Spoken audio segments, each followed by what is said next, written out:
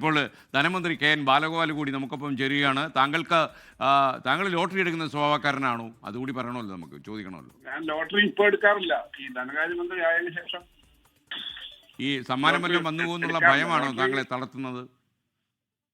അത് സാധാരണ ഇത് ഇപ്പൊ ലോട്ടറി എടുക്കുമ്പോഴത്തേക്കും അറിയാമല്ലോ, ലോട്ടറി അടിച്ചു കഴിഞ്ഞാൽ പിന്നെ പ്രശ്നമാവും. ധനമന്ത്രി പദം രാജിവെക്കണമെന്ന് മാത്രമല്ല, പിന്നെ ബാലഗോപാലിനെ പിടിച്ചാൽ കിട്ടത്തില്ല. അപ്പോൾ ഞാൻ പറയായിരുന്നു, നമ്മുടെ തിരുവനന്തപുരത്തെ റിപ്പോർട്ടർ സലീം മാലിക് ഒരു ലോട്ടറി എടുത്തിട്ടുണ്ട്. അപ്പോൾ പുള്ളി ലൈവ് നിൽക്കുമായിരുന്നു. അപ്പോൾ ലൈവ് നിൽക്കുമ്പോൾ എന്നെ കാണുമ്പോഴൊക്കെ ഒരു പുതിയ രീതി പറയുകയാണ്. എന്ന് വെച്ചാൽ അടിച്ചു കഴിഞ്ഞാൽ ചാനൽ തുടങ്ങി എങ്ങനെ തൊഴിലാളികളെ കൊണ്ട് പണിയെടുപ്പിക്കണം തന്നെ ഞാൻ പഠിപ്പിച്ചു തരും എന്നുള്ള ലൈനിലാണ് നിൽക്കുന്നത്. അതാണ്. അപ്പോൾ എന്തായാലും ബാലഗോപാൽ, ഇന്ന് ധനമന്ത്രിക്ക് അറിയുന്നത് പോലെ 75 ലക്ഷം ആളുകൾ ലോട്ടറി എടുത്തു കഴിഞ്ഞു. അപ്പോൾ അതിനെക്കുറിച്ചുള്ളൊരു ഒരുപക്ഷെ സംസ്ഥാനത്തെ ലോട്ടറി വകുപ്പിന് ഇതൊരു റെക്കോർഡാണോ? ഈ ഇത്രയും ലോട്ടറി ഓണം ബമ്പർ ആദ്യമായിട്ടാണ് പോകുന്നത്. കഴിഞ്ഞ തവണ ഉള്ളത് 70 ലക്ഷത്തിൽ താഴെയാണ്. ഈ വർഷം ഇത്രയും പോകുന്നു എന്നുള്ളത് ഓണം ബമ്പറിന്റെ റെക്കോർഡാണ്. ഇന്ന് ഉച്ചയ്ക്കായിരിക്കുമല്ലോ നറുക്കെടുപ്പ്. എല്ലാ കണ്ണുകളും ഇന്ന് ലോട്ടറി ഡിപ്പാർട്ട്മെന്റിലേക്കായിരിക്കും. കാരണം എല്ലാവരും വിശ്വസിക്കുമല്ലോ അവർക്ക് അടിക്കുമെന്ന്. അതെ, ഏറ്റവും കൂടുതൽ വ്യൂവർഷിപ്പ് ഉള്ള, ഏറ്റവും കൂടുതൽ ആളുകൾ കാണുന്ന ഒരു പരിപാടിയാണ് ഈ ഓണം ബമ്പറിന്റെ നറുക്കെടുപ്പ്. എല്ലാ ചാനലുകളും ലൈവായിട്ട് കൊടുക്കും. സ്റ്റേറ്റിന് പുറത്തുള്ളവർ ശ്രദ്ധിക്കുന്നതാണ് എനിക്ക് തോന്നുന്നത്. കാരണം മറ്റ് സംസ്ഥാനങ്ങളിൽ നിന്നുള്ള നമ്മുടെ ആളുകളാണ് പ്രധാനമായിട്ടും. അവരൊക്കെ ഈ ലോട്ടറി എടുത്തു വെക്കുന്നുണ്ട് ഓണത്തിന് വരുമ്പോഴേ. അത് അവർക്കും എല്ലാം താല്പര്യമുണ്ട് ഓണത്തിന്റെ ബമ്പർ റിസൾട്ട് അറിയാൻ. നല്ല റിസൾട്ടും നല്ല തുകയാണല്ലോ.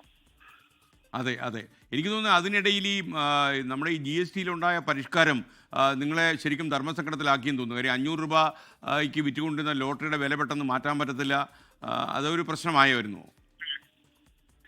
ഈ ലോട്ടറി നമ്മൾ ഇപ്പൊ ഈ വിറ്റേക്കുന്ന ലോട്ടറി പഴയ നികുതി നിരക്കിൽ തന്നെയാണ് വിറ്റത്. കാരണം ഇതിന്റെ അച്ചടി പൂർത്തീകരിച്ച് ഇത് പുതിയ നിരക്ക് വരുന്നതിന് മുമ്പ് മുഴുവനും കൊടുത്തു തീർക്കേണ്ടി വന്നു. അതുകൊണ്ട് ഞങ്ങള് അതിന് ഏകദേശം എത്ര വേണ്ടി വരുമെന്നുള്ളത് കണക്ക് കൂട്ടി കച്ചവടക്കാരെ, ഏജന്റുമാരെ, നമ്മുടെ ജില്ലയിലെ എല്ലാ ഉദ്യോഗസ്ഥന്മാരുടെ അഭിപ്രായം അനുസരിച്ചിട്ടാണ് പ്രിന്റ് ചെയ്തത്. ആ പ്രിന്റ് ചെയ്തതല്ലാതെ സാധാരണ എല്ലാ വർഷവും ലോട്ടറിയുടെ ഒരു 3 ദിവസം മുമ്പ് വരെയൊക്കെ പ്രിന്റ് ചെയ്യും. കാരണം ഡിമാൻഡ് അനുസരിച്ച് കൂടുതൽ പ്രിന്റ് ചെയ്യും. അങ്ങനെ ചെയ്തിട്ടുമില്ല, നേരത്തെ തന്നെ അടിച്ചതാണ്. അല്ലാതെ നികുതി കൂട്ടിയതിന് ശേഷമുള്ളതല്ല. അതുകൊണ്ട് പുതിയ നികുതി നിരക്കിന്റെ പ്രശ്നങ്ങൾ റേറ്റ് സംബന്ധിച്ച് വന്നില്ല. പക്ഷെ പെട്ടെന്ന് ഡേറ്റ് മാറി പുതിയ നികുതി വന്നതിൻ്റെതായ ചില പ്രായോഗികമായ നല്ല ബുദ്ധിമുട്ടുകൾ വന്നിരുന്നു. വകുപ്പ് അത് നന്നായിട്ട് കൈകാര്യം ചെയ്തിട്ടുണ്ട്. നമ്മുടെ ആകെ ലോട്ടറി കമ്മ്യൂണിറ്റി ഉദ്യോഗസ്ഥന്മാരും ഏജന്റുമാരും എല്ലാം നന്നായിട്ട് അത് കൈകാര്യം ചെയ്തിട്ടുണ്ട്. പുതിയ നികുതി നിരക്ക് ഇനി അടുത്ത ബമ്പർ തൊട്ടൊക്കെ വരുള്ളൂ. അല്ലെങ്കിൽ ഇപ്പൊ നടക്കുന്ന 50 രൂപ ടിക്കറ്റും മറ്റുമൊക്കെ പുതിയ നികുതി നിരക്കാണ്. ഈ 25 കോടി അടിക്കുന്ന ഭാഗ്യവാനെ ശരിക്കും നമ്മൾ കഴിഞ്ഞ 27-ാം തീയതി കണ്ടെത്തേണ്ടതായിരുന്നു. ഈ ഒരാഴ്ചയോളം ഇത് മാറ്റിവെക്കാൻ എന്തായിരുന്നു പ്രധാനപ്പെട്ട കാരണം?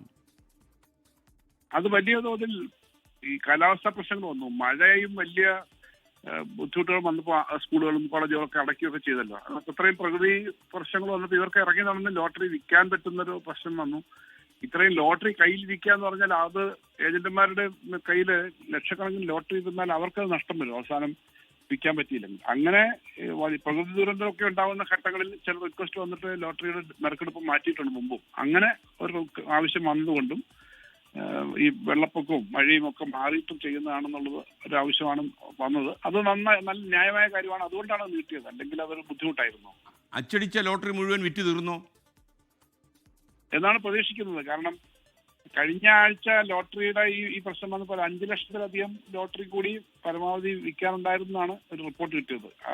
അതിനകത്ത് 27 നടന്നിരുന്നെങ്കിൽ ചിലപ്പോൾ ഒരു പക്ഷേ 2-3 ലക്ഷം ലോട്ടറിയും കൂടി ചെലവാകാനുണ്ടാകുമായിരിക്കും, മഴയൊക്കെ ആയതുകൊണ്ട്. അതെല്ലാം വിറ്റ് തീർന്ന് കാണും. എല്ലായിടത്തും നല്ല ചൂടുപ്പം പോലെ പോകുന്ന ഒരു കാര്യമാണ് ഇപ്പോൾ ലോട്ടറി, ഈ പ്രത്യേകിച്ച് ഓണം ബമ്പർ.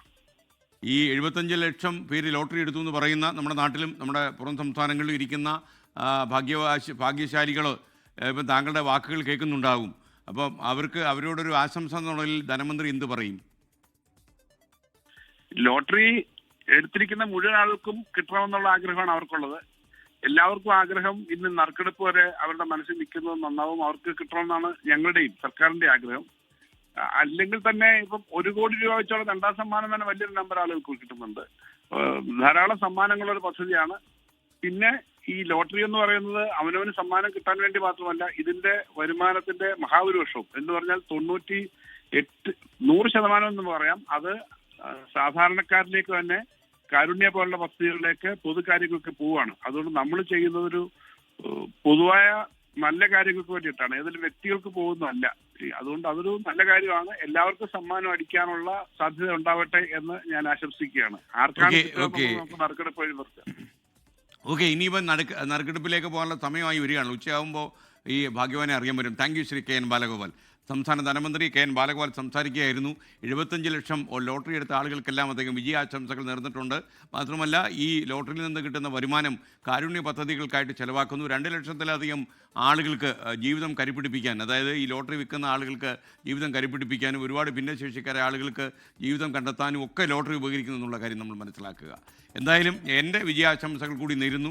പിന്നെ ഞാൻ ഒരിക്കൽ കൂടി പറയുന്നു, ഞാൻ ഇത്തവണത്തെ ഓണം മെമ്പർ എടുത്തിട്ടില്ല. കാരണം നിങ്ങൾക്ക് അടിക്കാനുള്ളത് എനിക്ക് അടിച്ചു മാറ്റാൻ താല്പര്യമില്ല.